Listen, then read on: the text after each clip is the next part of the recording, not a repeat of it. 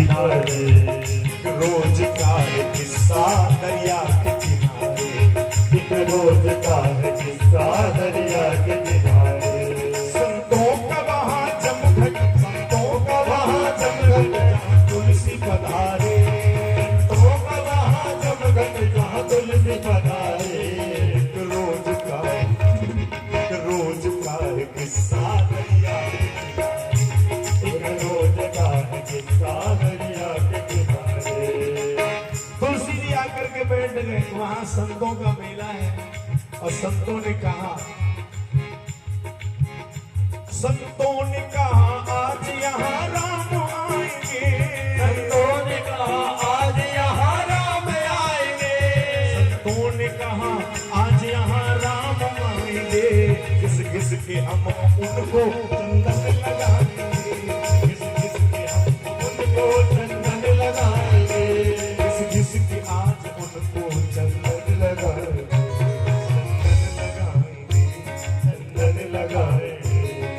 रोज का है किस्सा दरिया, रोज का है किस्सा दरिया के किनारे। कलयुग की ही घटना है। तुलसीदास जी चित्रकूट के उसी राम घाट में बैठे हैं और चंदन घिसने का काम कर रहे, पंडा बन गए राम घाट पंडा। जैसे ही आप स्नान करो सो महाराज पंडा जी कहते हैं यजमान की।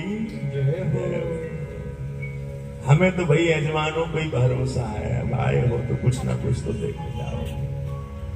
आज तुलसी बाबा अमावस्या का वो दिन जब सब लोग कामनानाथ जी की परिक्रमा लगाते हैं, धवल धवल अश्व पर आरूढ़ होकर के दो राजकुमार सामने से आए। भगवान की भुवन पावनी मंगलमयी मूर्ति को देखकर देखते ही रह जाए। कोटि कोटि काम का भी राघव बाबा दे दो चंदन, लेकिन चंदन कैसे दे, वो तो भगवान की छवि में मोह जाए। क्या सब हनुमान जी ने सोचा कि हमने वादा किया है कि तुलसी तुमको हम जरूर भगवान के दर्शन कराएंगे, और तुलसी बैठे भगवान को देख करके सब सुधी ना रही, शरीर में तान न रहे। तो हनुमान जी भक्त को भगवान से मिलाने के लिए तोता बन गए। हनुमान जी भक्त को मिलाने से के लिए तोता बन जाते हैं। और जब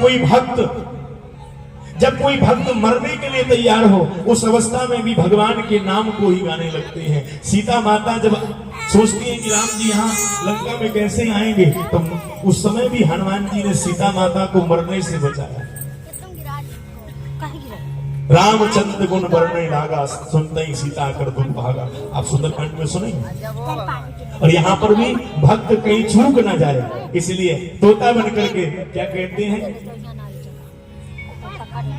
कि चित्रकूट के घाट पर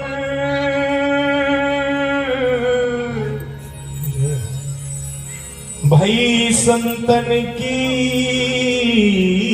भीरा और तुलसीदास चंदन जिसे और तिलक देत रघुवीर। पहचानना हो, अगर पहचान पाओ तो तभी मिल जाएंगे। और तब तुलसीदास जी का अचानक जो ध्यान था वो भंग हुआ, और तब तक तो भगवान घोड़े पर बैठ करके और निकल लिए थे।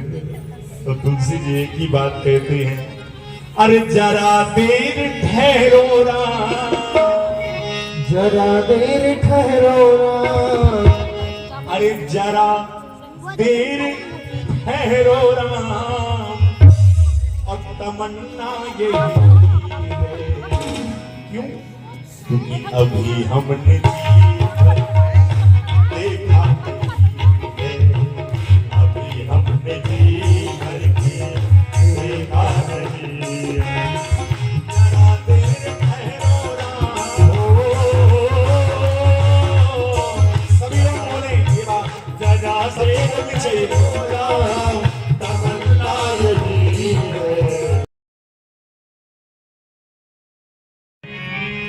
तुलसी क्या है?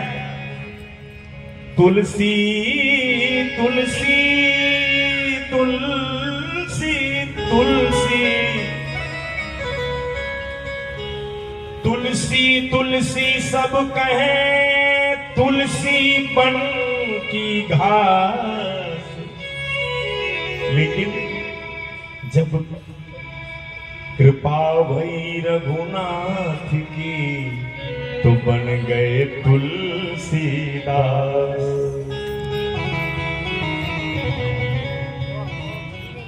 भगवान की जब कृपा होती है तो कोई भक्त बन जाता है। अब वो कृपा कहाँ हो रही है?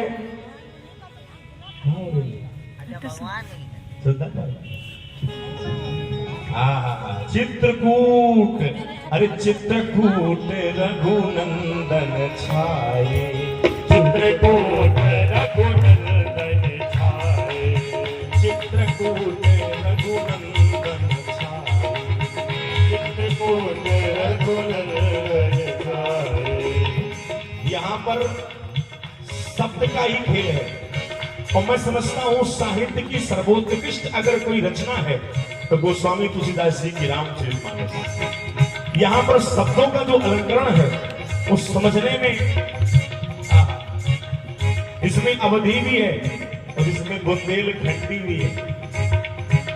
अच्छा, एक बार एक महात्मा बोल रहे थे कि अयोध्या में रहा जाए तो मानस समझ में आ सकती है, बिना अयोध्या में रहे मानस समझ में आने वाली नहीं है।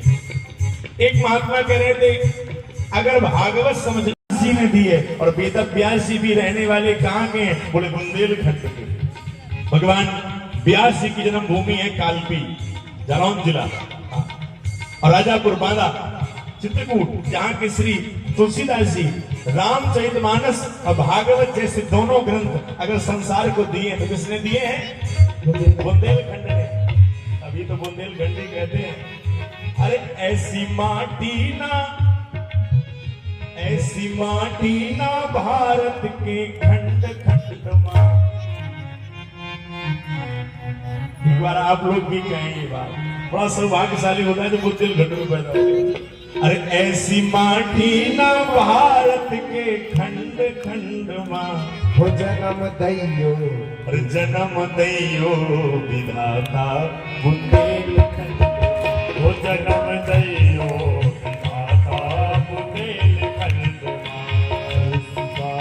देखिए भजन मैंने थोड़ा सा गुनगुनाया, लेकिन जो बुंदेलखंडी है वो बीच में बोल पड़ा।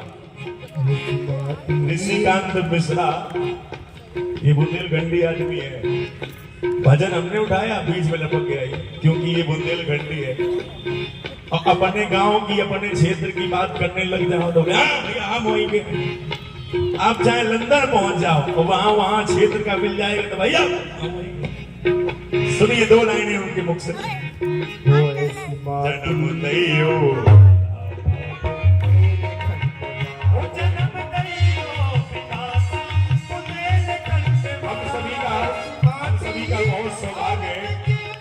बीच में यहाँ पर दो लोग बुंदेलखंडी हैं साजिदों में, सूरज तिवारी जी और ऋषिकांत मिश्र जी, दोनों बुंदेलखंडी हैं, इसलिए दोनों बजा रहे हैं। राम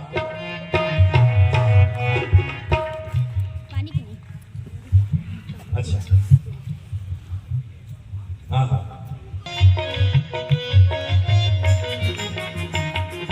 चित्रकूट साधा सुपावन पुनीता,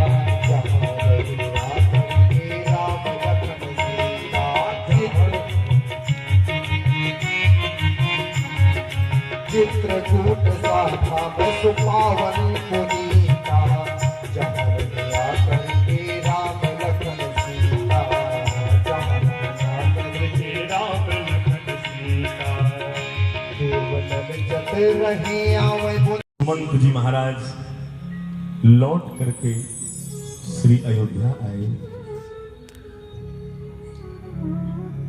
महाराज दशरथ को पता चला कि सुमंत आ गए हैं तो तुरंत कहा कि सुमंत हमसे मिले। सुमंत ने आकर के समाचार दिया। महाराज दशरथ ने सुमंत से कह रखा था राम लक्ष्मण सीता जा तो रहे, कुछ दिन तक वन यात्रा कराकर वापस जरूर ले आना, क्योंकि बिना राम के राजा का जीवन आगे नहीं बढ़ पाएगा। सुमंत आने की खबर सुनकर के राजा को हर्ष हुआ। सुमंत आए हैं। सुमंत ने आज तक मेरे जीवन में ऐसी कोई आज्ञा नहीं हुई इस आज्ञा का उल्लंघन किया हो। जो जिम्मेदारी मैंने अपने मंत्री और सुमंत को दी, महाराज कहते हैं सुमंत ने वो जिम्मेदारी बखूबी निभाई है। तो पता चला है दूतों से कि महाराज सुमंत वापस आए हैं। तो सुमंत ने आकर के जब श्री चक्रवर्ती जी को प्रणाम किया है सज्जनों, तो कहते हैं सुमंत मेरे राम कहाँ है। पहला शब्द था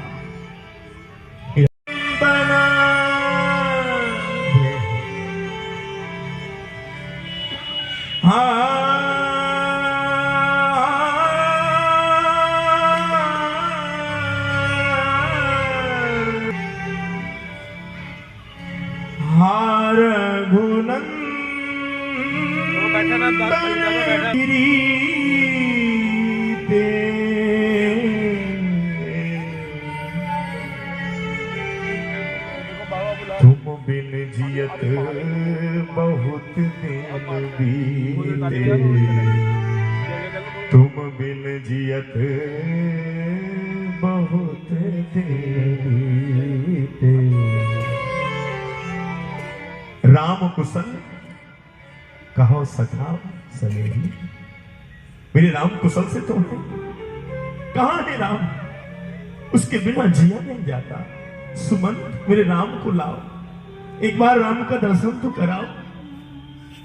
वापस लेकर के तो आए हो ना मेरे राम को। सुमंत महाराज बिस्तर पर है, 6 दिन हो गए, अन्न का नाम तो बहुत दूर है, महाराज के गले के नीचे एक बूंद जल भी नहीं गया। सिर झुकाए खड़े हैं, शब्द नहीं निकल रहा, क्या उत्तर दें। महाराज ये सब नहीं लौटेगा। महाराज दशरथ को मानो जब कोई गाय अपने सामने अपने बछड़े को कटते हुए देखती है तो रमाती है, बिलखती है, जैसे कोई मछली को जल से निकालकर स्थल में पटक दे और वो तड़पती है। ऐसे ही महाराज दशरथ का शरीर तड़पने लगा। धन मिले, योग मिले, भोग मिले, इस जीवन में कुछ भी मिल जाए, धन मिले, योग मिले, भोग मिले इस जीवन की बाटी में, लेकिन राम ना मिले तो, अगर राम नहीं है तो कुछ नहीं है। राम के बिना हा राम हा राम हा राम। राम बिने तड़फत मोर नैन, राम बिना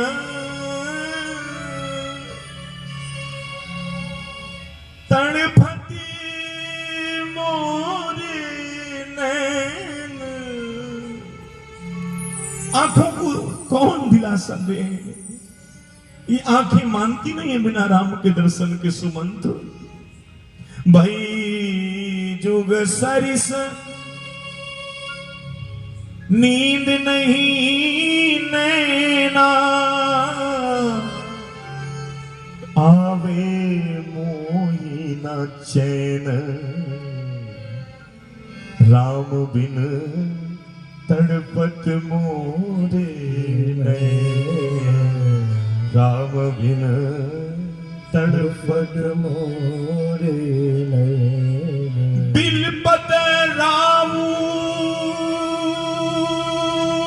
बिकल भऊ भांति, बिलपत रावू बिकल बहु भांति।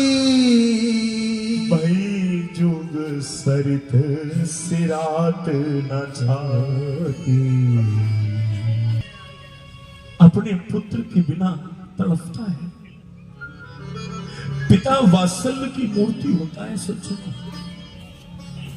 मां ममता की मूर्ति है और पिता वात्सल्य की मूर्ति है। एक बात कहूं, मां की ममता तो दिखाई देती है, लेकिन पिता का वात्सल्य दिखाई नहीं देता। पिता कभी दिखाता नहीं है कि मैं अपने पुत्र से कितना प्रेम करता हूं। बेटा जो चाहता है पिता उस वस्तु को पूर्ण करता है, भले ही उसने अपने सारे अरमानों को तिलांजलि दे दी। पिता अपने लिए कुछ नहीं करता, अपने पुत्र के लिए सारा जीवन उछावर कर देता है। वो बाप जिस जूते को पहनकर रोज ऑफिस जाता था, एक दिन गलती से उन जूतों को उसके बेटे ने पहन लिया। जूता पहनते ही बेटे का पांव छिल गया, क्योंकि वो 4 जगह से जूता फटा हुआ था, उसमें कीले लगे। आज वो बेटा कोने में बैठा जी से कहा कि मुझे जूते चाहिए। मेरे लिए उन्होंने जूते लिए, अपने लिए ये फटे जूते। तब उसे पता चला कि पिता क्या होता है। नए नए वस्त्रों की डिमांड बच्चों ने की, पिता देता रहा, लेकिन पिता हमेशा फटी बनियान में खुश रहा। अब बेटों के लिए उसने कोट बनाए, बताता नहीं है, दिखाता नहीं है, लेकिन पिता वात्सल्य की मूर्ति होती है। जब बेटा बाप की आंखों से दूर होता है तो मां की आंखें तो बता देती हैं कि नहीं मेरा बेटा परदेश जा रहा है, उसकी आंखों में आंसू आ जाता है। पिता रोता नहीं है, लेकिन जब बेटा ओझल हो जाता है तो घर वालों के सामने नहीं, खेत में जाकर, एकांत में जाकर बाप फूट फूट करके रोता है, मेरा लाडला मेरी आंखों से दूर हो गया। वही स्थिति महाराज की है बंधु।